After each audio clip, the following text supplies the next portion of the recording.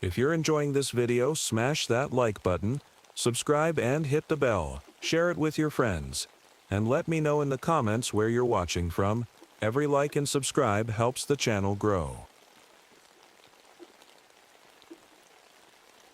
My name is Michael Thorne, but most folks around here call me Iron Mike. I've been a park ranger at Boundary Waters, Minnesota for 8 years now, but the story I'm about to tell you, well, it's about something that happened in the winter of 1957, something that changed my life forever. Before I became a ranger, I fought in World War II in the Pacific. Those years taught me a lot about survival and keeping my cool in tough situations. After the war, I came back home to my sweet wife Sarah, but God had other plans. We lost her to tuberculosis in '55. That hit me hard, real hard. Maybe that's why I chose this job. Just me, the wilderness, and endless quiet. At least that's how it used to be. I was good at my job, real good. Years in the woods taught me every trail, every tree, and every sound these forests make. I could track anything, survive anywhere, and shoot straight enough to make my old drill sergeant proud. My trusty M1911 pistol, the same one I carried in the war, was always by my side, along with my ranger gear and radio. That January was different though.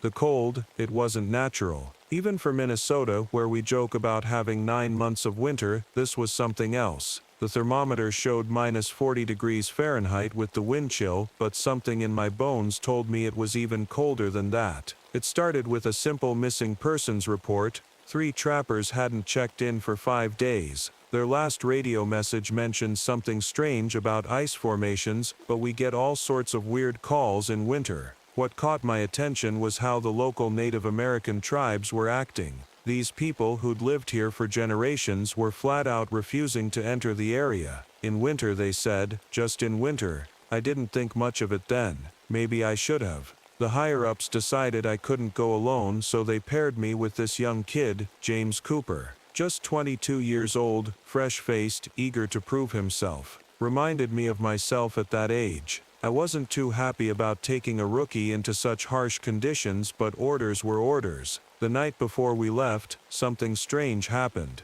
The sky lit up with these beautiful colors like the northern lights, but different. There wasn't a cloud in the sky, and it was the wrong time of year for aurora borealis. That should have been my first warning.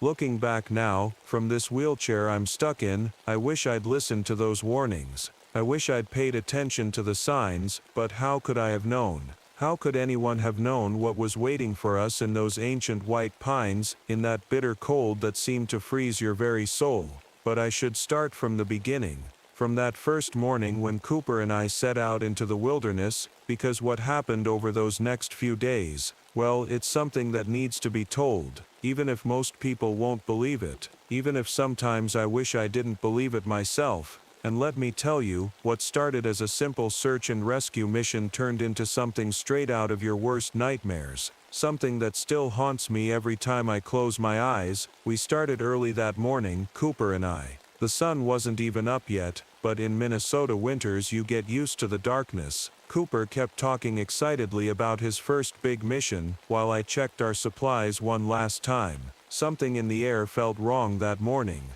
Too still, too quiet. You ever done a rescue in weather this cold, Mr. Thorne? Cooper asked, his breath making thick clouds in the freezing air. Call me Mike, I said, adjusting my pack. And no, can't say I have. Never seen it this cold before. We followed the trappers' usual route. These were experienced men. They knew these woods almost as well as I did. That's what worried me. It would take something serious to make them disappear. By midday we reached the first checkpoint, an old cabin where the trappers sometimes stayed. What we found there made my skin crawl. The door was wide open, swinging in the wind. Inside, a coffee pot sat on the wood stove, its contents frozen solid mid-pour, like time had just stopped. That's not possible, Cooper whispered, touching the frozen coffee stream. How does coffee freeze like that? I tried the radio. Nothing but static, brand new batteries but dead as a doornail. That's when I noticed something else. Something that made my war-hardened nerves shake. Ice crystals were growing up from the floor, not down from the ceiling like they should. They looked like glass fingers reaching up toward us. Cooper, I said quietly.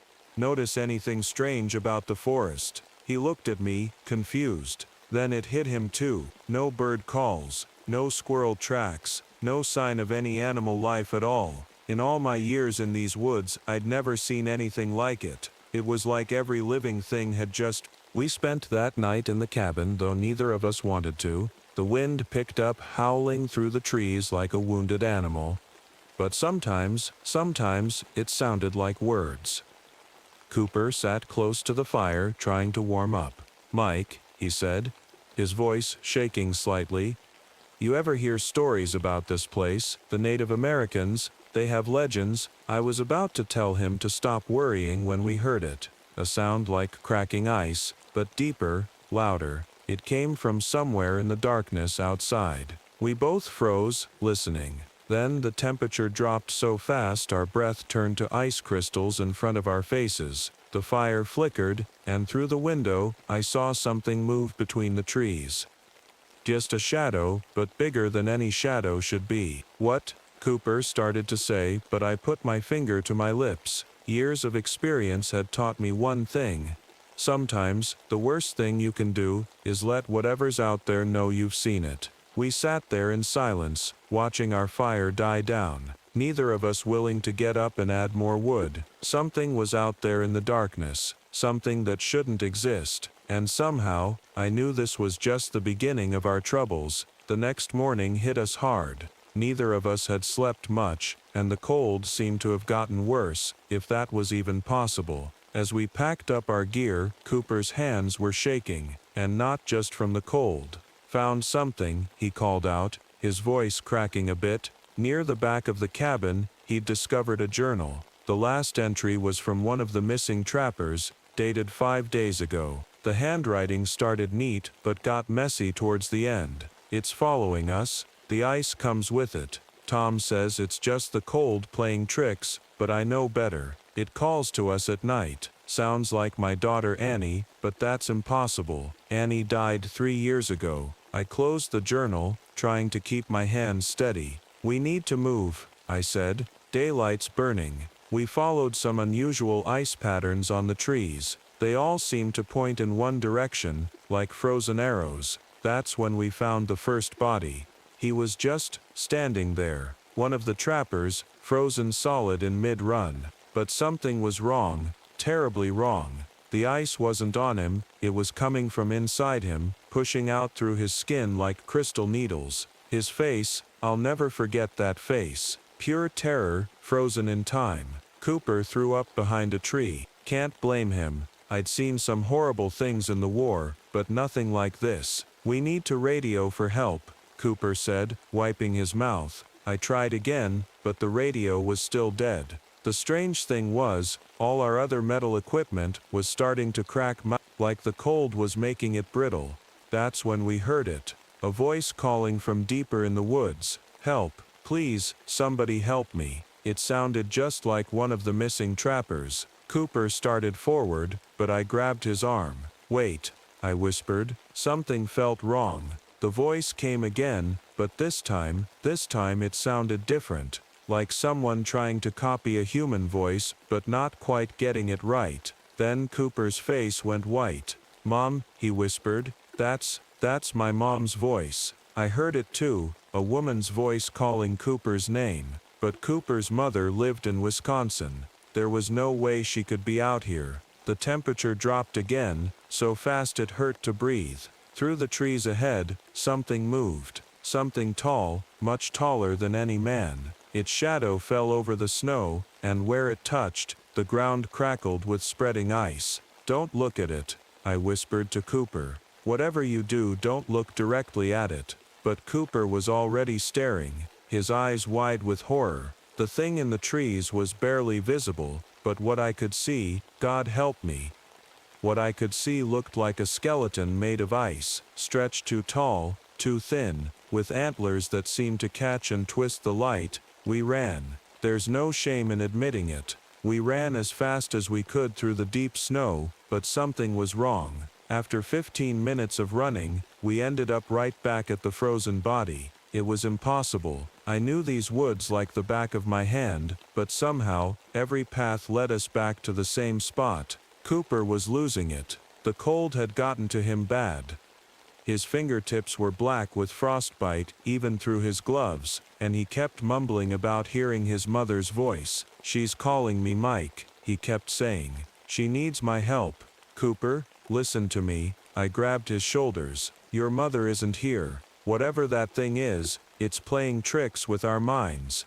That's when we found the second trapper, or what was left of him. He was part of an ice wall now, like he'd been frozen while trying to climb it. His face, it looked like he'd seen something so terrible that, well, I still see that face in my nightmares. The voices were getting closer. Not just Cooper's mother now, but my wife Sarah too. "Mike," I heard her call. "Mike, I'm so cold. Please help me." It sounded exactly like her, and for a moment, my heart stopped. I almost called back to her, almost ran toward that voice. That's when I realized how dangerous this thing really was. "Cooper," I shouted, "we need to stick together." But Cooper wasn't listening anymore. His eyes had gone glassy, and he was walking toward the trees, toward the voices. The temperature had dropped so low that our eyelashes were freezing together. Everything metal we had. My gun, our compasses, Cooper's watch. They all just shattered like glass. "Mom?" Cooper called out. "Mom? I'm coming." I tried to grab him, but he shoved me away. That's when I saw it again. The creature. It was standing right behind Cooper, its hollow eyes glowing with a cold blue light. It must have been 15 feet tall, with those impossible ice antlers reaching up into the branches. Where it stood, the air itself seemed to freeze. "Cooper, behind you!" I screamed. He turned, and something changed in him. His eyes went completely white, like they were freezing from the inside. He turned to me with a smile that wasn't his own. "Iron Mike," he said, but it wasn't his voice anymore. It was something ancient and cold. "The Wendigo has been waiting for you." He pulled out his knife and came at me. I had no choice. I had to fight back. My gun was useless, shattered by the cold, so we struggled in the snow. All around us the voices of the dead kept calling. I found myself backed up against the frozen lake fighting someone who used to be Cooper, but wasn't Cooper anymore. His skin had turned a pale blue, and ice crystals were forming in his hair. Behind him, that thing Wendigo just watched with those empty glowing eyes. I had no choice. I hit Cooper as hard as I could with my flashlight, knocking him down. I still remember the sound his frozen skin made, like breaking icicles. I'm not proud of what I did, but it was him or me. The Wendigo moved then. It came at me so fast the air crackled with ice. I ran onto the lake, a mistake I'll regret for the rest of my life. The ice was thick, but with each step that creature took, cracks spread like spiderwebs beneath my feet. The voices were deafening now. Sarah, Cooper, the trappers, my parents, all calling, all begging for help. The Wendigo raised its arms, and the wind turned into a wall of ice and snow. I couldn't see, couldn't breathe. The cold was inside me now, freezing my blood, turning my thoughts to ice. That's when the lake broke. I fell through, into water so cold it felt like fire. As I sank, I saw the Wendigo's face clearly for the first time, leaning over the hole in the ice. It wasn't just a skull, it was 1,000 faces, all frozen in terror, all screaming silently. I don't remember much after that. They found me 3 days later, half frozen in a shallow part of the lake. The doctors couldn't save my legs. The frostbite was too severe. They said it was a miracle I survived at all. Cooper's body was never found. Neither were the trappers. But every winter since then, people report seeing Cooper, still frozen, standing in different parts of the forest. The lake where it happened never freezes anymore, even in the coldest winters. The government closed off that section of the forest. They took my journal, marked it classified, told me not to talk about what happened. But I know the truth, and so do the local tribes. They performed their cleansing rituals at the site, but some things can't be cleansed. I'm an old man now, telling this story from my wheelchair. Sometimes on cold winter nights, I can still hear those voices calling.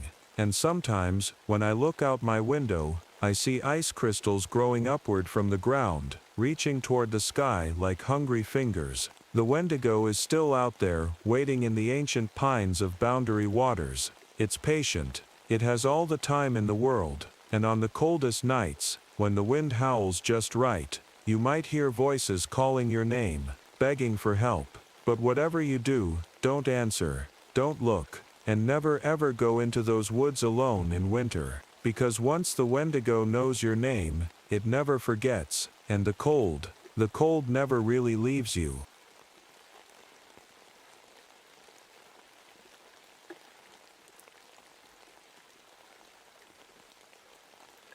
My name is Robert Henderson, but everyone calls me Buck. I've been a park ranger at Olympic National Park for 12 years now, and I thought I'd seen everything these woods could throw at me. But what happened in October 1976, well, it changed everything I believed about our world. Before I tell you what happened, you should know a bit about me. I served in the Marines, Force Recon to be exact. Back in '68, I was the only one who made it out alive when my unit was ambushed in Vietnam.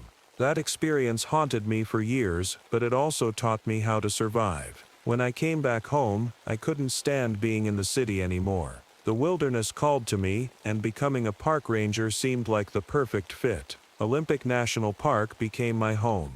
I knew every trail, every stream, and every ridge like the back of my hand. The dense rainforest, the misty mountains, and even the regular storms, they all became familiar friends. The local Native Americans would sometimes tell stories about shadow walkers in these woods, creatures that could steal your mind. I always smiled politely at those tales, thinking they were just old legends to keep kids from wandering too far into the forest. That October was different though.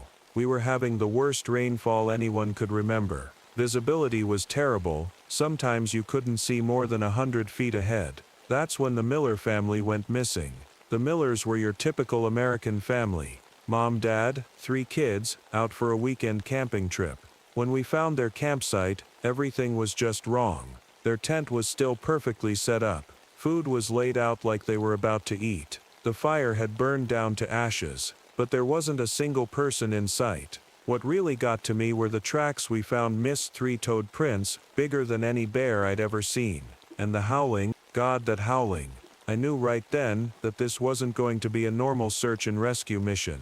Little did I know, I was about to face something that would make my worst days in Vietnam look like a walk in the park. Let me tell you exactly what happened during those 5 days in October. But I warn you, after hearing this story, you might never look at the woods the same way again. I knew I needed the best team possible for this search, so I carefully picked each member myself. David Morton was our wildlife expert, me smart guy. Knew everything about the animals in these parts. Then there was Maria Ramirez from Search and Rescue, me, she'd found more lost hikers than anyone else in the state. I also brought in the Peterson twins, Jack and Tom. They'd grown up in these woods, and knew every shortcut and hidden trail. The morning we started our search, the rain was coming down hard, making everything wet and miserable. As we hiked to the Millers' campsite, I noticed something strange. All the birds had gone quiet. In my years as a ranger, I'd learned that when the forest goes silent, something's usually very wrong.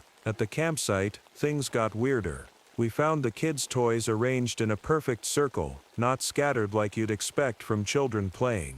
David checked the area and found dead animals nearby. The weird part wasn't that they were dead, it was how they died. The cuts on them looked too clean, too precise, like someone had used surgical tools. That first night, we set up camp about a mile from where the Millers disappeared. None of us slept well. The rain kept drumming on our tents, but there was something else, sound that made my skin crawl. It was like howling, but not from any wolf or coyote I'd ever heard. It seemed to come from everywhere and nowhere at the same time. The next morning, everyone looked tired and scared. Maria was the first to mention the nightmares. She'd dreamed about being chased through the woods by something she couldn't see. Then Tom spoke up. He'd had the exact same dream. So had Jack and David, and so had I. Things got stranger when we tried using the radio to call back to base. Between the static and rain, we heard something that made us all freeze. children's voices singing a nursery rhyme. But we were miles from anywhere, and no kids should have been out there. David started acting weird after that. I caught him staring into the trees, talking to someone who wasn't there. When I asked him about it, he said he kept seeing his sister, the same sister who died in a car crash 10 years ago. We brought search dogs with us, but they were useless. These were trained search and rescue dogs, but they just whimpered and pulled at their leashes, trying to get away from whatever scent they'd picked up. I'd never seen them act like that before. As the day went on, the rain got heavier and the forest seemed to close in around us. The trees looked different somehow. Knocker, more twisted. I kept getting this feeling that we were being watched, but every time I turned around, there was nothing there. Little did I know, this was just the beginning. What we would see that night would change everything, and not everyone on my team would make it out alive. It happened just as the sun was setting. We were making our way through a particularly dense part of the forest when Maria suddenly grabbed my arm. "Look," she whispered, pointing through the trees. At first I thought the rain and fog were playing tricks on my eyes, but then we all saw them. There were these creatures. They stood on two legs, like humans, but they were huge, maybe 8 feet tall. They looked like wolves, but wrong somehow. They moved in a pack, about 6 or 7 of them walking upright through the trees about 100 yards away. The way they moved, it was too smart, too coordinated. They weren't just animals. That's when the strangest thing happened. All at once, every member of our team started seeing different things. Maria screamed that she was back in her childhood home. David fell to his knees, saying he was in Vietnam, but he'd never even been there. The twins were arguing about memories that couldn't be real. And me? I saw my old Marine unit, the ones who died in that ambush, walking through the trees toward me. But I knew it wasn't real. I forced myself to focus, to remember my training. When I blinked hard and shook my head, the visions disappeared. But Maria, she didn't come out of it so easily. She started screaming about voices in her head, about how they were trying to talk to her. Her eyes looked wild, unfocused. We had to drag her back to our camp. The whole time, she was speaking in some language none of us had ever heard before. It didn't even sound human. The rest of the team was shaken up pretty badly too. David kept staring into the darkness, jumping at every sound. The Peterson twins huddled together, whispering to each other. That night, we found something that made my blood run cold. Neatly folded on a fallen log, we found the miller's clothes, all of them. From the parents' jackets down to the kids' small socks. They were dry, despite the rain, and arranged in perfect piles. It was like someone, something, had carefully undressed them all. I set up a watch schedule, taking the first shift myself. The howling had started again, but now it sounded different, almost like it was trying to form words. The rain kept pouring, and the darkness felt alive somehow, like it was watching us, waiting for something. Around midnight, during Jack Peterson's watch, everything went to hell. I woke up to Tom's panicked voice. "Jack's gone," he was shouting. "I can't find my brother." We all scrambled out of our tents into the rain. Jack's post was empty.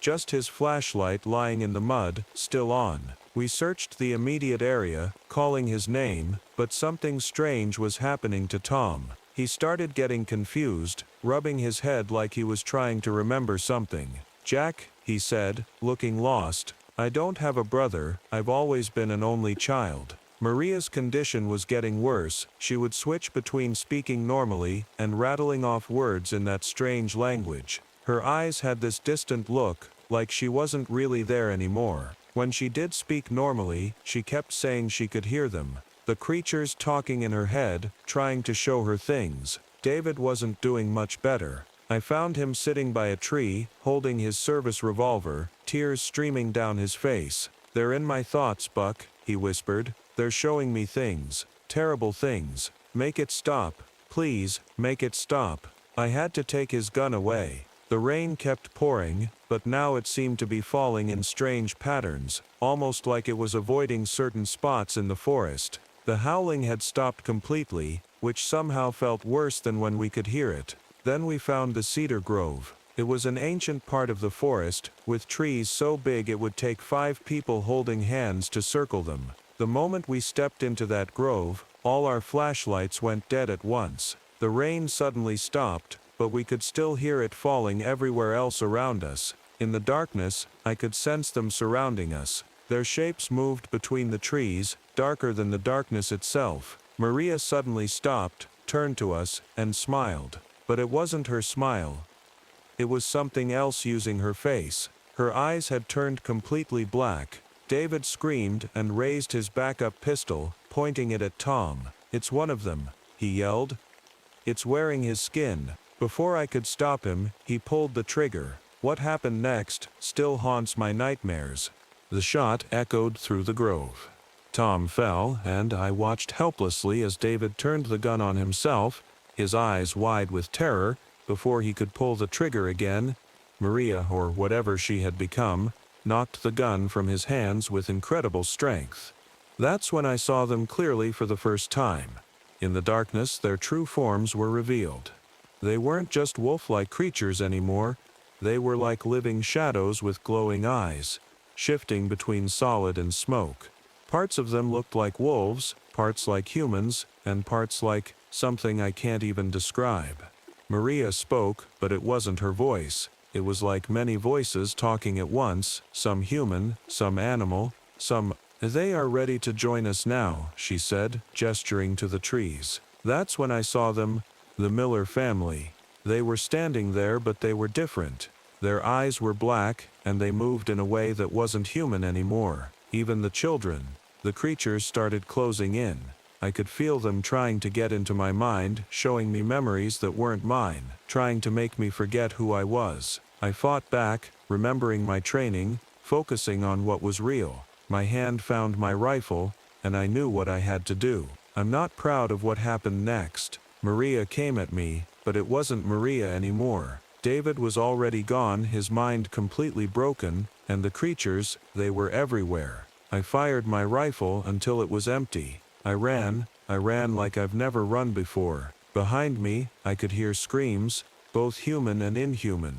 The forest seemed to come alive, branches trying to grab me, roots trying to trip me. But I kept running. 3 days later, a search party found me at the edge of the park. They said I was speaking in tongues, drawing strange symbols in the dirt. I don't remember much of that. Months later, they found the Miller family living in some caves. They were alive, but they were never the same. They couldn't explain what happened to them, and eventually, they all ended up in different mental institutions. The park officials closed that section of the forest. They said it was because of dangerous terrain. But I know the truth. Strange things still happen there. Every year, people go missing in that area. The local rangers refuse to patrol there at night, and sometimes, especially on rainy October nights, people still hear those howls. I spent 2 years in a mental hospital after that. The doctors said I had PTSD, that none of it was real. But I know what I saw. I know what's out there in those woods, and I know that those creatures are still waiting, still watching, still hunting.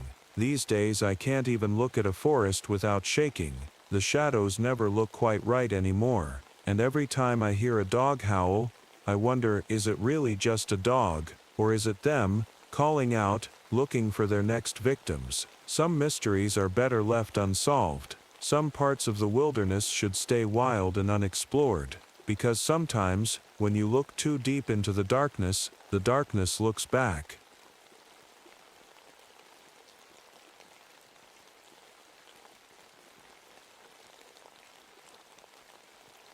My name is Catherine Walsh, but everyone calls me Kate. I've spent most of my life in the mountains, first as an Air Force pararescue and now as a mountain rescue expert. The mountains have always been my home, my safe place. Well, at least they were, until that September of 1983.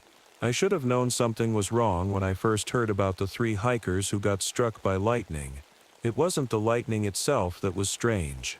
We get plenty of that in the White Mountains of New Hampshire.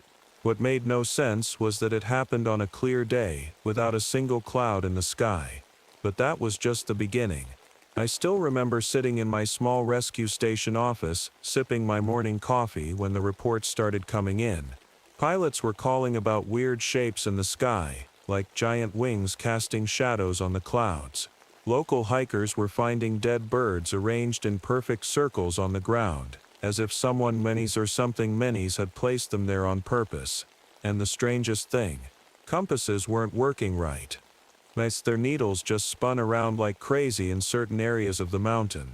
The local rangers were scared, and honestly so was I. But not because of these weird events. No, I was scared because it reminded me of 3 years ago, when I lost Jack, my climbing partner, in that awful avalanche. Since then the mountains had felt different, more threatening. But I was the most experienced rescue expert they had, so when they asked me to lead an investigation team I couldn't say no. Little did I know that what we were about to face was far worse than any avalanche. The ancient Abenaki people had warned about it in their legends, stories about powerful sky spirits that demanded human sacrifices. We should have listened to those old stories, we should have stayed away, but we didn't. And now, every time I see lightning or hear thunder, I remember what happened on those mountains. The story I'm about to tell you, well, it changed everything I thought I knew about our world. And I need to warn you, once you hear it, you might never look at the sky the same way again. It all started when I put together my team. There was Dr. Nathan Phillips, a weather expert who always carried his fancy equipment and wouldn't stop talking about cloud patterns.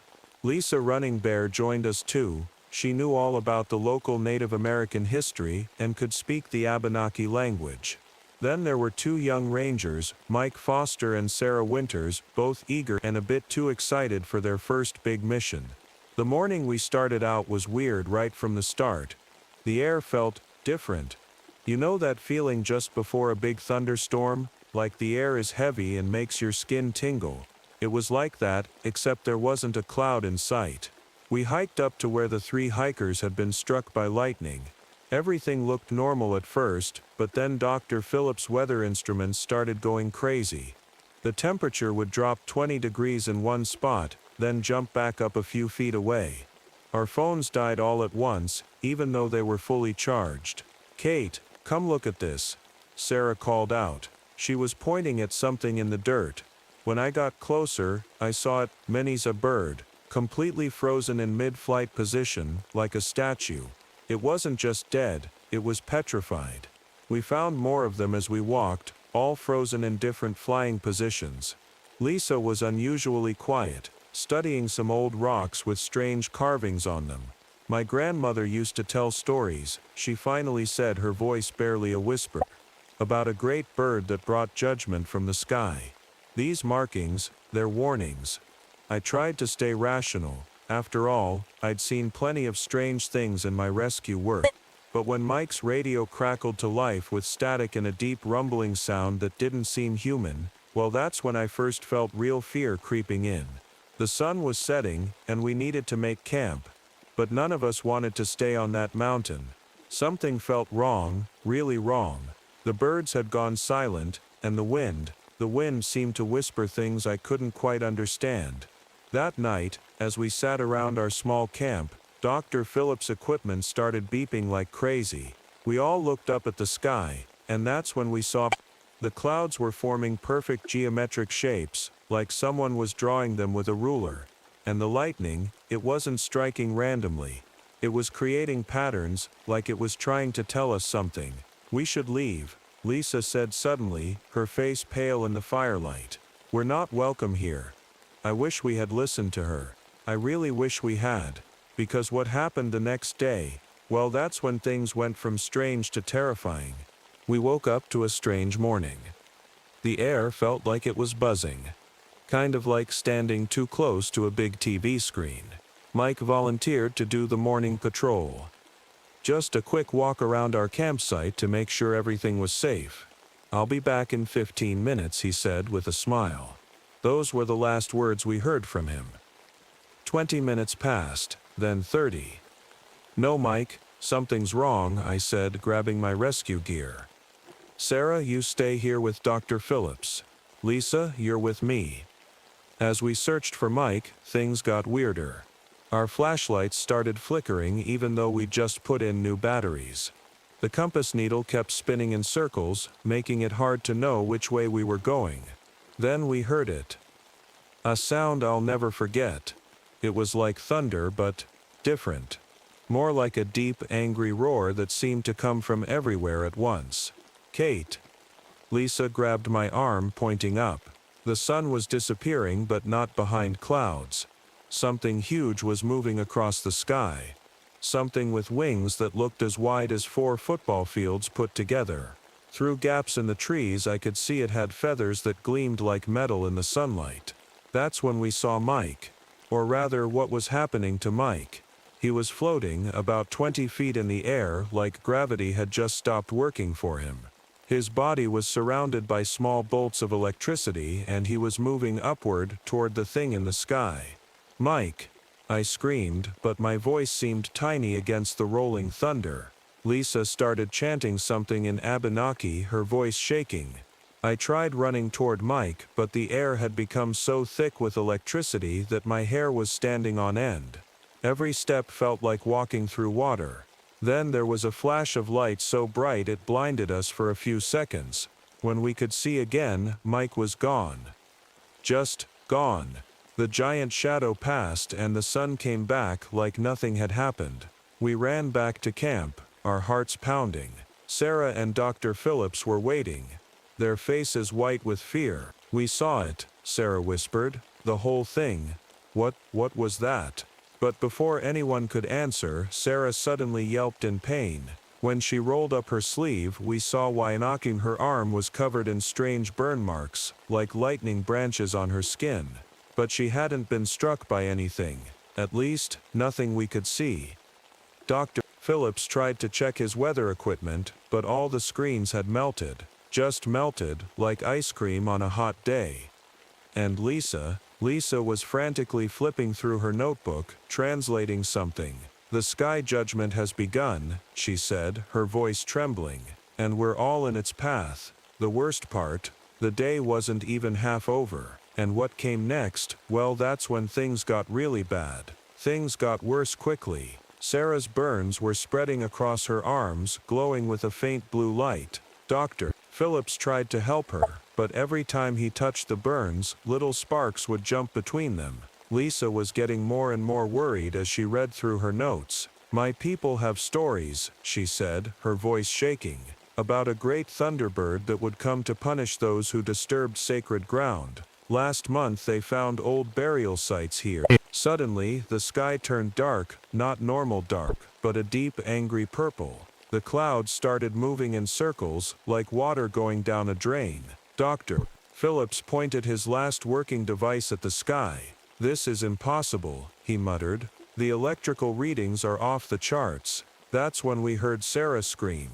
She was pointing at something on the ground. Symbols were appearing in the dirt around us, burning themselves into the earth. They looked just like the ones on the ancient rocks Lisa had been studying. "We need to get off this mountain," I said, but as soon as I said it, lightning started striking in a circle around us, trapping us in place. The strikes weren't random, they were creating a pattern, like a giant cage of electricity. Then we saw it again, the massive creature.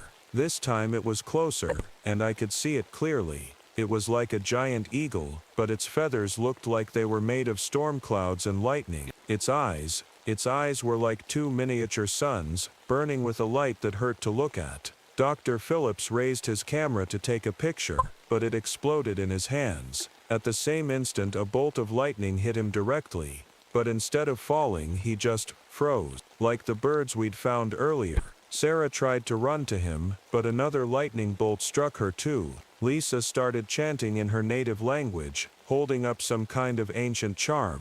The thunderbird turned its head toward her, and for a moment, everything went quiet. Even the air stopped buzzing. "Kate," Lisa said without taking her eyes off the creature, "there's only one way to stop this. Someone has to climb to the burial ground and return what was taken. The old artifacts they dug up last month, they're in my backpack." I looked at the mountain peak through the storm. It was the most dangerous climb I'd ever have to make. Lightning was striking everywhere. The wind was howling like a wild animal, and that creature was watching every move. But I had no choice. Sarah and Dr. Phillips were frozen like statues. Mike was gone and Lisa was the only one who knew how to perform the ritual. It had to be me. As I grabbed my climbing gear, Lisa grabbed my arm. "Kate," she whispered, "if you see bright lights in the clouds, don't look directly at them. That's how it takes you." I nodded, took a deep breath, and started climbing into the heart of the storm. What happened next? Well, that's the part that still gives me nightmares. The climb was the scariest thing I've ever done. The wind was so strong it nearly pulled me off the mountain several times. Lightning was striking everywhere, and each time it hit, my climbing rope would spark and sizzle. The thunderbird circled above me, its huge wings creating gusts that shook the whole mountain. I was about halfway up when I heard Lisa's voice carried by the wind. She was still chanting, and somehow her voice seemed to keep the creature from attacking me directly. But then something even stranger happened.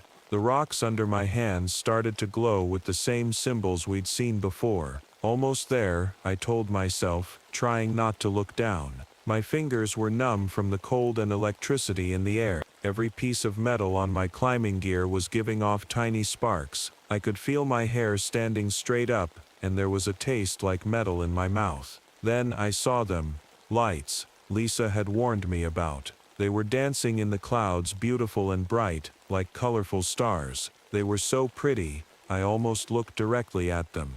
But I remembered Lisa's warning just in time and forced myself to look away. Finally, I reached the burial ground. It was a small cave near the peak, with more glowing symbols all around it. The thunderbird let out a cry that shook the whole mountain. I quickly pulled out the artifacts from my backpack, some old pottery, arrowheads, and what looked like a ceremonial necklace. "Please let this work," I whispered, placing everything back exactly where Lisa had told me they needed to go. As soon as I put the last piece down, something incredible happened. All the symbols on the ground and rocks started glowing bright blue.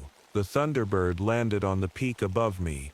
It was so huge that the whole mountain seemed to shake. It looked right at me with those burning eyes, and for a moment I thought I was done for. But then it spread its wings and all the electricity in the air seemed to flow into it. The storm began to calm down. The weird lights in the clouds disappeared. The thunderbird let out one last cry, not angry this time, but almost peaceful. Then, in a flash of light that lit up the whole mountain, it was gone. The sky cleared instantly, like someone had wiped it clean. The air felt normal again, though everything still smelled like a thunderstorm. I climbed down as fast as I could. When I reached our camp, Sarah and Dr. Phillips were back to normal, though they were very confused and couldn't remember anything that had happened. But Mike never came back. That was 3 years ago, but the effects of that day still remain. Every time I touch anything electronic, I get a small shock, like the thunderbird left a bit of its power in me. Sarah's lightning-shaped burns faded, but they glow faintly whenever a storm is coming. Dr. Phillips quit his job and moved away from the mountains. He never talked about what happened when he was frozen. Lisa still works as a guide in the White Mountains, but now she makes sure no one goes near the burial grounds. She set up new rules with her tribe to protect the area. Sometimes, when storms come, I see her on the mountain, leaving small offerings and speaking in her native language to the sky. The strangest things still happen around that mountain. Every year, on the same day in September, lightning strikes in the exact same pattern we saw that day. Planes aren't allowed to fly within 10 miles of the peak anymore. Their instruments go crazy when they get too close. Hikers often report seeing a huge bird-shaped shadow pass over them, even on cloudless days. Mike's body was never found. Sometimes, late at night when I'm on rescue missions, I think I hear his voice in the wind. The other rangers say they do too. And on stormy nights, if you look carefully at the clouds above that mountain, you might see them moving in perfect circles, like something up there is still watching. I've led many rescue missions since then, but I never go near that part of the mountain anymore. The compass in my rescue kit still spins wildly when I point it in that direction, and my radio crackles with strange sounds that almost sound like words. Last week, they found more ancient burial grounds in the White Mountains. The archaeologists wanted to dig them up, but I convinced them to leave them alone. Some things, I learned, are better left undisturbed. Some powers are better left sleeping. Now whenever I hear thunder or see lightning, I remember that day. I remember the thunderbird's eyes, the way it moved through the clouds, and how it reminded us that there are still things in this world we can't explain. Things that are older and more powerful than we can imagine. People ask me if I'm afraid of the mountains now. I tell them no, but I've learned to respect them more, to listen to the old stories, and to remember that sometimes legends exist for a reason. And if you ever find yourself hiking in the White Mountains, and you feel the air start to tingle, or see strange lights in the clouds, don't look directly at them. Just turn around and walk away. Some mysteries are better left unexplored.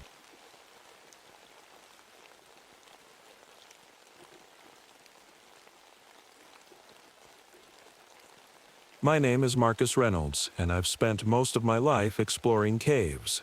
You could say it's in my blood. I've been crawling through dark spaces since I was old enough to hold a flashlight. For 20 years, I worked as a professional cave explorer and rescue specialist, helping people who got lost or stuck underground. But something happened back in '85 that changed everything. I was trapped in a cave collapse for 3 days, and since then, tight spaces make my heart race and my palms sweat. Funny how life works, right?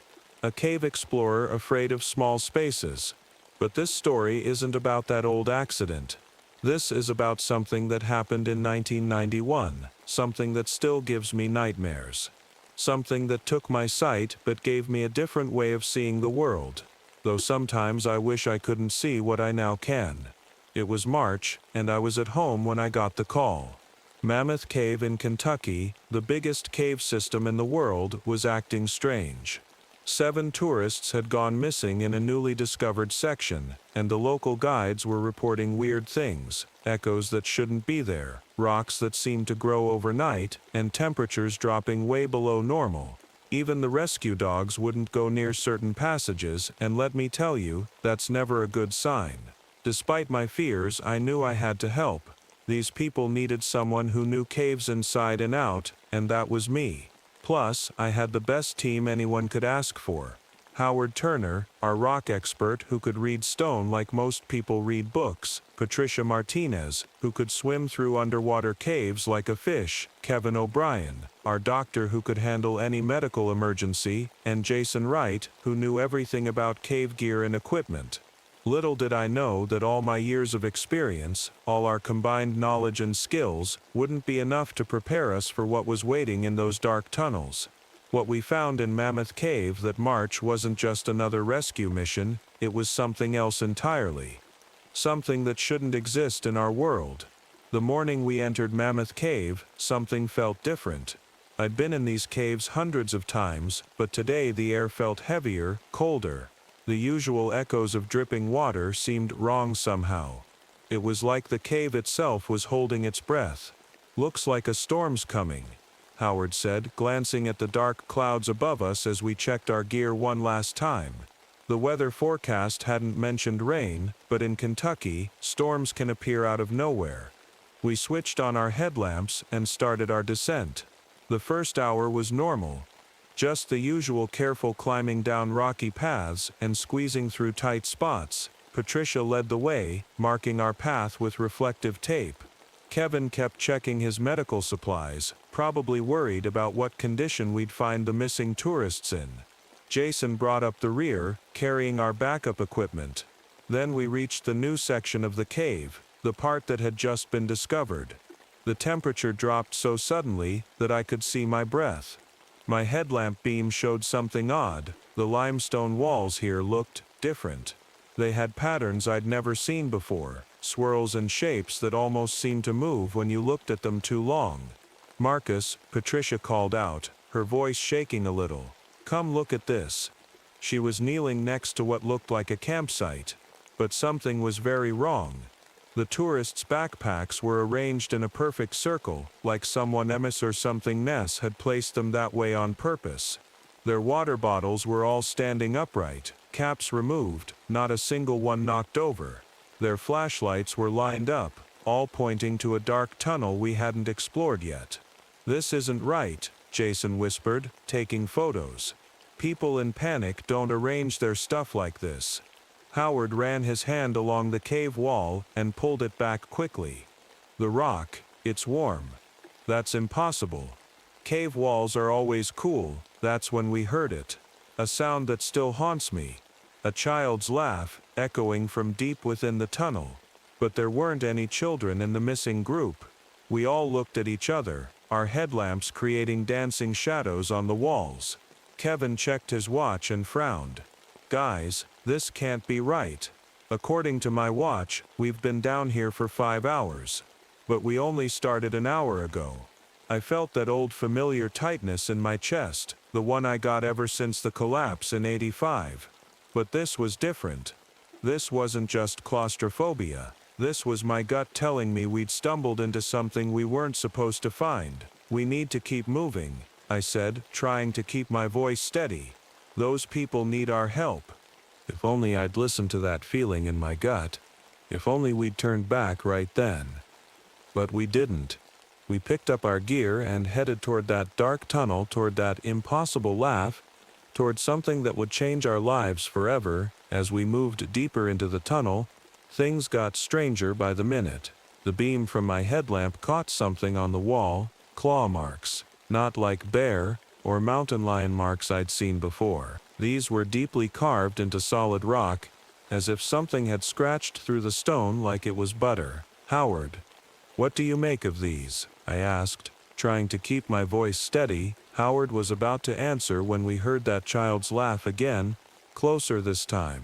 But now it sounded different, like multiple children laughing at once, their voices overlapping in a way that made my skin crawl. "There's something else," Patricia said, pointing her light at the ground. We all looked down and froze. Footprints. But they weren't normal footprints. They started as human shoe prints, then changed mid-step into something else, something with too many toes, something big, and then, a few steps later, they just disappeared into solid rock. Kevin grabbed my arm suddenly. "Marcus, look at this." He was holding his medical equipment. The metal parts were melting, not from heat, but like they were dissolving. Right before our eyes, his expensive medical tools were turning into some kind of black goo. That's when Jason shouted from behind us, "The passage, it's closing." We spun around. The tunnel we'd just walked through was somehow shrinking, the walls slowly moving inward like they were breathing.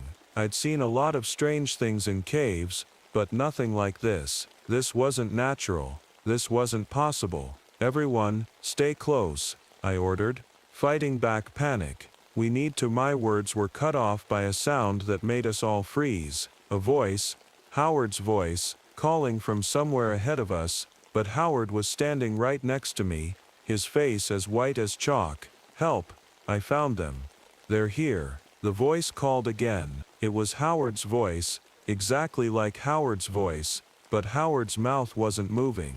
That's impossible," Howard whispered, grabbing my shoulder. "That's my voice." "How is that my voice?" The fake Howard voice called again, but this time it changed mid-sentence, turning into something else, a sound that no human throat could make. Like metal scraping on stone, like 1,000 whispers at once. Our headlamps started flickering, and in those flashes of darkness, I swear I saw something move. Something big, something that shouldn't exist. Then Howard's light went out completely. In the darkness we heard him scream, not like a person screaming in fear, but like someone screaming in a way I'd never heard before. When our lights came back on 3 seconds later, Howard was gone. Just gone. The wall where he'd been standing was solid rock. No holes, no passages, nothing. Just smooth warm stone, as if he'd never been there at all. We stood there, the 4 of us now, staring at that wall. Our lights kept flickering, and somewhere in the darkness ahead, that thing with Howard's voice started laughing. Everything happened so fast after Howard disappeared. Patricia was the first to snap out of our shocked silence. "We need to move," she said, her voice shaking. "Standing here won't help Howard." She was right, but which way should we go? The cave seemed different now. Tunnels that weren't there before had appeared, and ones we'd passed through had vanished. It was like the whole cave was playing a twisted game with us. That's when Kevin started acting strange. He was staring at his hands, which were shaking badly. My ears," he mumbled. "They're bleeding." Sure enough, thin streams of dark blood were trickling from his ears. His eyes too. But he wasn't in pain, he was smiling. That scared me more than the blood. "I can hear it," Kevin whispered. "It's beautiful. The song, can't you hear the song?" Jason grabbed his medical kit, but before he could help, Kevin took off running into one of the tunnels. He was fast, too fast for someone in his condition. His headlamp bounced crazily off the walls as he ran, until it disappeared around a corner. "Kevin, wait," I shouted, but my voice echoed back wrong. It came back as a child's voice, then an old man's, then something else entirely. Patricia's dive computer started beeping like crazy. "Marcus, this is impossible," she said, showing me the screen. "According to this, there's a massive body of water right below us, but that's not on any cave map." Jason was taking pictures frantically with his camera. "Look at this," he said, showing us the screen. In the photos there were shapes in the darkness behind us. Mind us. Shapes that we hadn't seen while taking the pictures. Tall, twisted figures that seemed to be made of stone and shadow. In each photo they were closer. Then we found the cave paintings. They were fresh, mind us. The paint still wet. But they looked ancient at the same time. They showed people, stick figures, running from something big. Something with many shapes. Something that could be anything it wanted.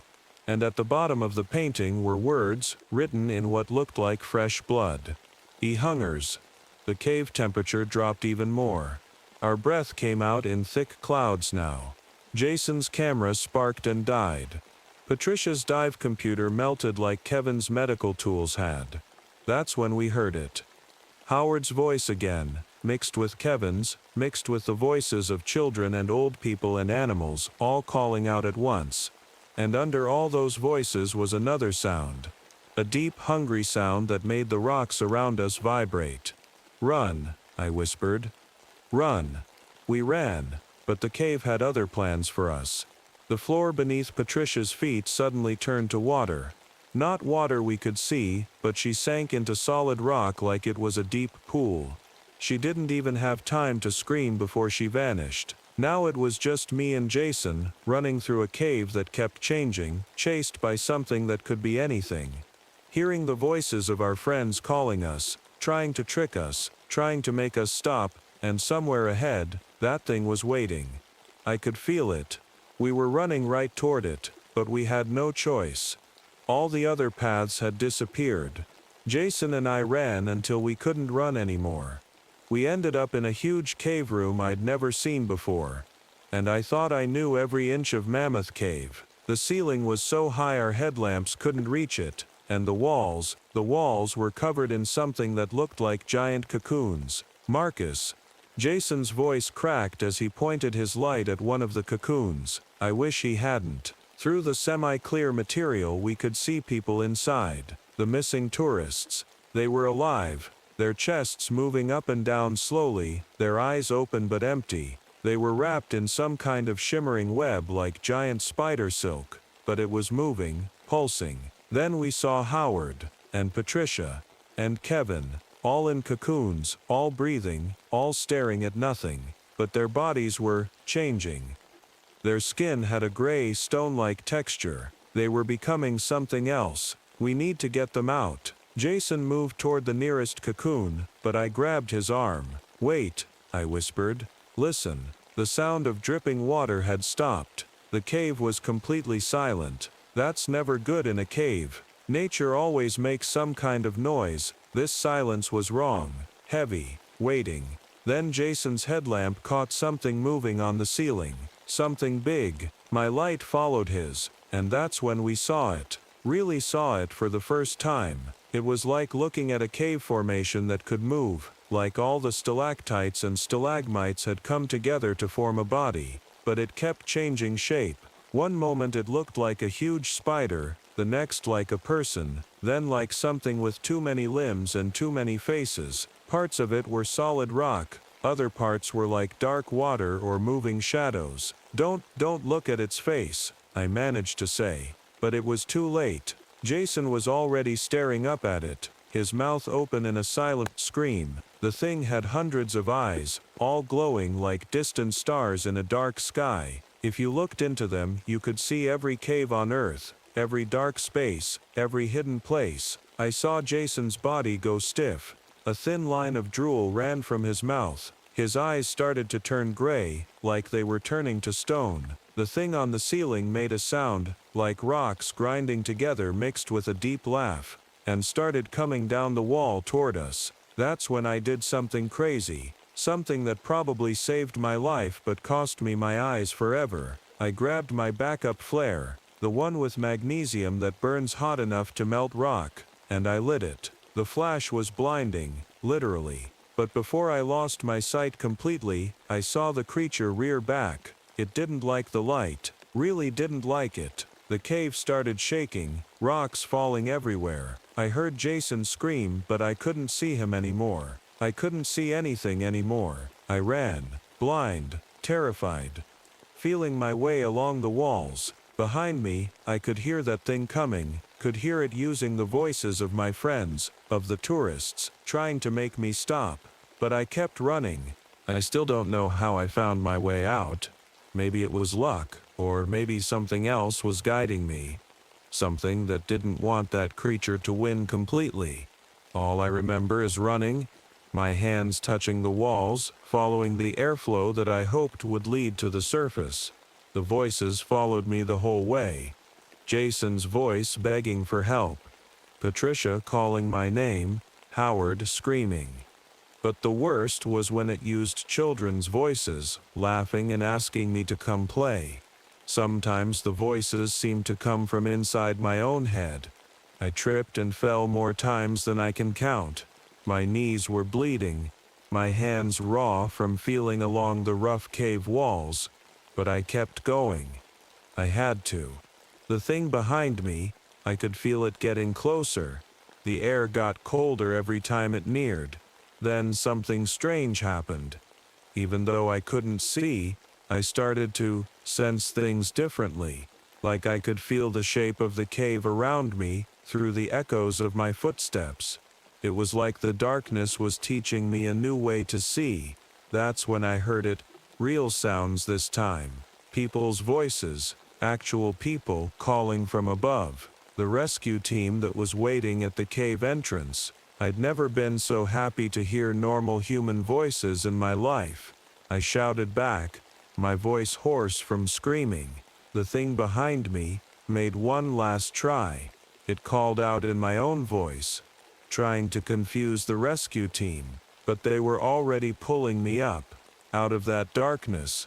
The moment I reached the surface, there was a sound like thunder from deep underground.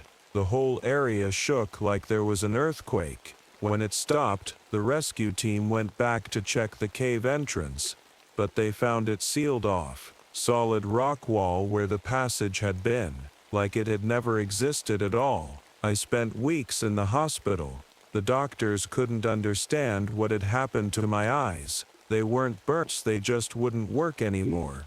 But I could still sense things around me, like the cave had given me a different kind of vision to replace what I'd lost. The government people came to talk to me, of course. They wanted to know everything.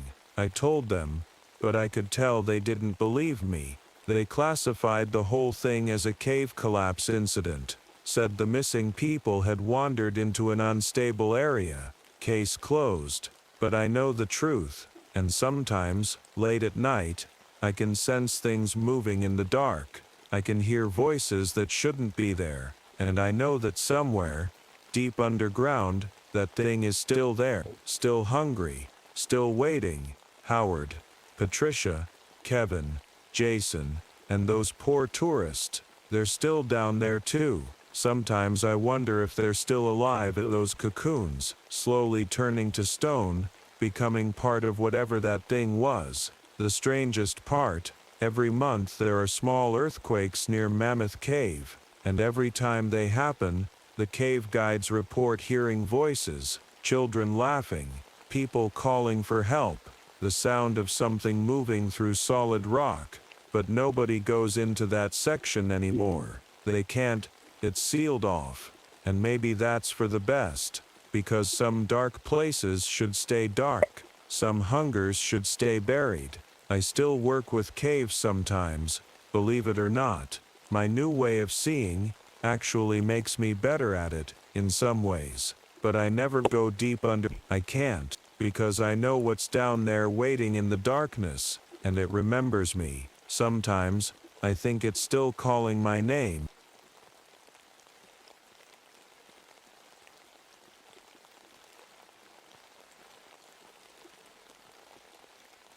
My name is Diana Hawthorne, and I never thought I'd be telling this story. Even now, as I sit in my cabin looking out at the towering trees of Mount Baker Snoqualmie National Forest, my hands shake a little when I think about what happened in the summer of 1995. I'm a senior park ranger now, but I started as a wildlife biologist. Most people know me as the tough ranger who survived a grizzly attack back in 1990.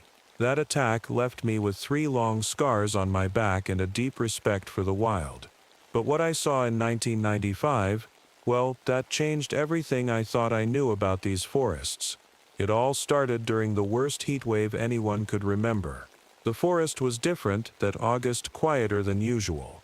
The bears weren't behaving normally, and we kept finding their bodies torn apart in ways that made no sense. The really weird part, we started finding huge trees, ancient ones, ripped right out of the ground. Not cut down, not blown over by wind, products ripped out, roots and all, like some giant had pulled them up like weeds. I remember the morning I got the call from headquarters. They wanted me to lead a special team to figure out what was going on. I guess they thought my experience with wild animals made me the right person for the job. If only they knew what we were really dealing with. That same day I sat at my desk looking at photos of these massive trees twisted into strange shapes, like giant stick figures 100 feet tall. Who motors, or what motors could do something like that? The local tribes had stories about ancient ones who protected the forest, but I was a scientist. I didn't believe in legends. At least I didn't back then. Little did I know, in just a few days, everything I believed about science, about nature, about reality itself would be turned upside down in these giants' grove. The next morning I met my team at the old ranger station. Looking back, I wish I had known these people would become so important to me, and that not all of them would make it home. Dr. Marcus Fleming was the first to arrive. He was an anthropologist with graying hair and kind eyes behind his round glasses. He kept saying this was the most exciting thing he'd seen in 30 years of studying human cultures. If only he knew how right he was. Then came Rick Torres, our fire expert. He was young and energetic, always fiddling with his radio and checking weather reports. With all the strange fires starting up lately, we really needed him. These fires don't make sense, Diana, he told me, spreading out his maps. They're starting in perfect circles. Nature doesn't work like that. Emily Parker showed up next with her cameras. She was a wildlife photographer who'd worked all over the world, but something about her seemed different. She was quieter than most photographers I'd met, always watching the trees like she was waiting for something. Last came John Running Wolf. He was from the local Coast Salish tribe, and his family had lived in these forests for generations. When he saw the photos of the twisted trees, his face went pale. "My grandfather warned me about this," he whispered. "But I never thought." We spent that first afternoon going over our gear, tranquilizer rifles just in case, cameras, tracking equipment, and enough supplies for a week in the forest. But as we packed, I couldn't shake this feeling in my stomach. You know that feeling when you know something bad is about to happen. It was like that, but worse. The sun was setting when we first heard it, a deep rumble in the distance, like thunder. but the sky was clear. Emily grabbed her camera, and John touched the necklace he wore, mumbling something in his native language. "We head out at dawn," I told them, trying to sound confident. But as I looked at their faces in the fading light, I wondered, were we really ready for what we might find in those woods? That night, none of us slept well. The forest seemed to be watching us, waiting. And somewhere out there something was changing our forest, something that didn't want to be found. The next morning we headed deep into the forest, just as the sun was coming up. The air felt heavy and strange, like right before a big storm. But there wasn't a cloud in the sky. "Look at this," Rick called out after we'd been walking for about 2 hours. He was pointing at a patch of ground where nothing grew, no grass, no flowers, not even weeds. Just bare black earth in a perfect circle. I'd never seen anything like it in my 15 years of working in these woods. Emily took photos while Dr. Fleming walked around the edge of the circle, measuring it. 20 feet across, he said, shaking his head. "And look, the soil's still warm." That's when John found the footprint. At first, I thought it was a bear track. But when I got closer, my heart nearly stopped. It was shaped like a human foot, but huge, almost 20 inches long, and deep, like whatever made it, was incredibly heavy. "There's more," John said quietly, pointing ahead. He was right. A line of these massive footprints led deeper into the forest. We followed the tracks for another hour. The forest got quieter with each step. No birds singing, no squirrels chattering. Even the wind seemed to die down. That's when we saw it. The first structure. It was like something from a nightmare. 3 massive trees, each at least 100 years old, had been pulled from the ground and twisted together like a giant basket. The roots still had dirt clinging to them, and some of the branches were still green. Whatever did this was incredibly strong, and it had happened recently. "This isn't possible," Dr. Fleming whispered. "No animal could do this. No machine either." Emily was taking pictures like crazy, but her hands were shaking. Rick kept looking at his radio, which had started making strange static noises. And John just stood there, touching the twisted trees and muttering to himself. That's when we all got the headache. It hit us at the same time. A sharp pain right behind our eyes. The air got thick, like fog was rolling in. But it wasn't like any fog I'd ever seen. It had a strange greenish color. "We need to go," John said suddenly, his voice urgent. "Now, something's coming." But before we could move, we heard it. A deep, rumbling sound, like 1,000 trees groaning at once. The ground started to shake, and through the strange fog I saw something moving. Something big. Really big. Through the green fog it emerged. I've seen bears, moose, and every large animal in these woods. But this was different. It stood at least 12 feet tall, covered in dark, matted fur. But it wasn't just some animal. It stood on 2 legs, and its eyes showed intelligence. "Nobody move," I whispered, my hand shaking on my tranquilizer rifle. But the creature wasn't attacking. It just stood there, watching us. Then something impossible happened. Images started flashing in my head. Pictures of the forest, of trees being cut down, of fires and destruction. I looked at my team and saw their faces. They were seeing it too. The creature was somehow putting these pictures in our minds. Emily lowered her camera slowly. Her eyes were wide, fixed on the creature. "It's beautiful," she whispered. Then she took a step forward. "Emily, no," I called out. But she didn't seem to hear me. The creature raised one massive hand. Small animals, squirrels, rabbits, even birds, started coming out of the woods, gathering around its feet. They weren't afraid at all.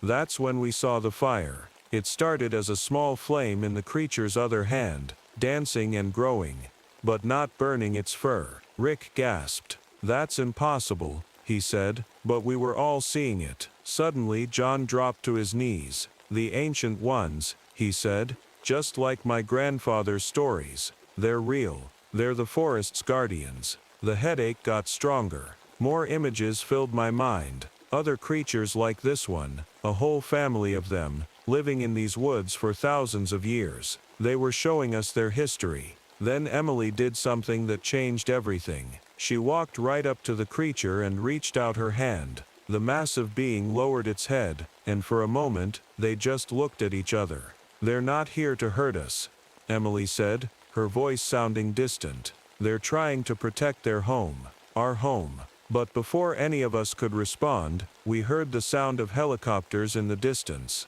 The creature's head snapped up, and the fire in its hand grew bigger. The peaceful moment was over. "We need to leave," John said urgently. "Now," but Emily didn't move. She just stood there, still staring at the creature. And that's when everything went crazy. The helicopters got closer, and suddenly everything happened at once. The creature let out a deep, rumbling sound that shook the ground. More of them appeared from the fog, a whole family of 8 massive beings. Trees around us started catching fire, but in perfect circles, like they were creating a wall. "Emily, please," I shouted. "We have to go." But Emily turned to us with a strange look in her eyes. "I understand now," she said. "I can hear them, Diana. They're letting me hear their thoughts." Dr. Fleming tried to run toward Emily, but one of the creatures raised its hand, and a wall of fire blocked his path. Rick grabbed his radio, desperately trying to call for help, but all we could hear was that strange static. "They've been here forever," John explained quickly, his voice shaking. "They're not just protecting the forest, they are the forest.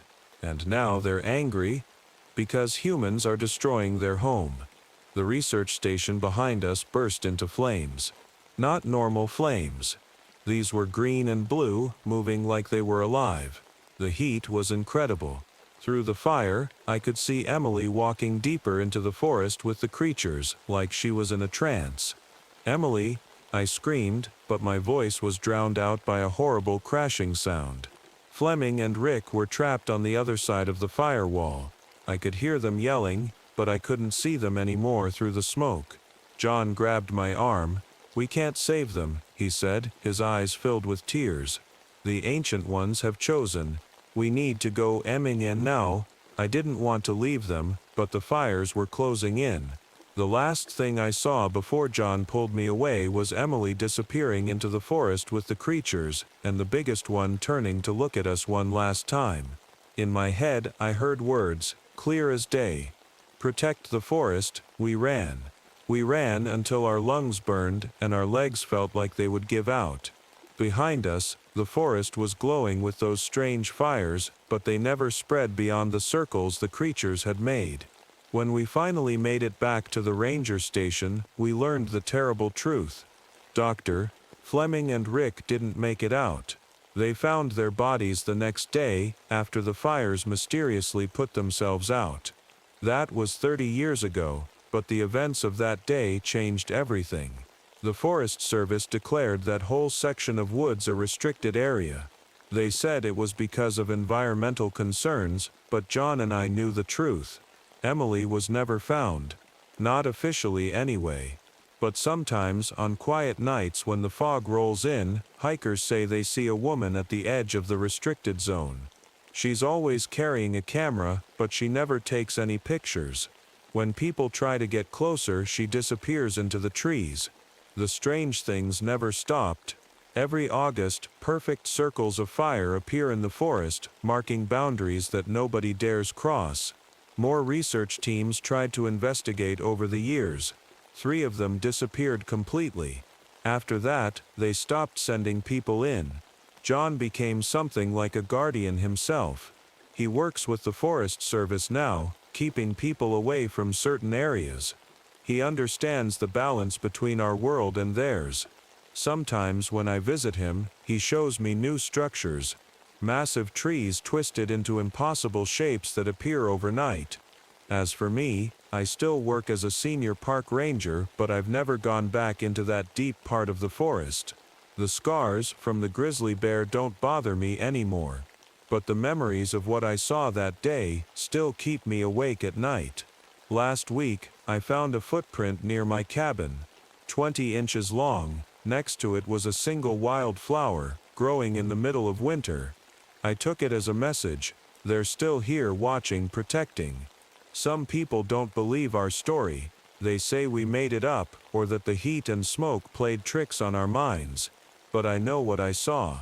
And every time I hear that deep rumble in the distance, or see that strange green fog rolling through the trees, I remember what those creatures taught us. This forest doesn't belong to us. We're just guests here. And some parts of these woods, they belong to the giants. They always have, and they always will.